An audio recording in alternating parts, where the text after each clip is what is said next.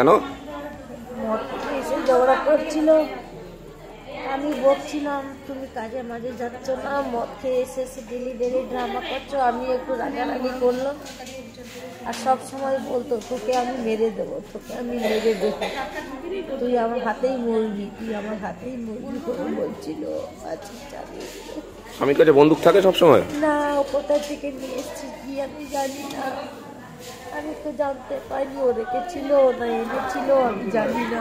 বছরের ছেলে, ও মোবাইল খেলছিল, আমি পালাকে বসেছিলাম, কথা বলতে বলতে এসে চট করে মেরে দিয়ে বলে, আমার মায়ের গালাগালি দিয়ে বললো যা এবার তুই যা, তোর কাজই শেষ।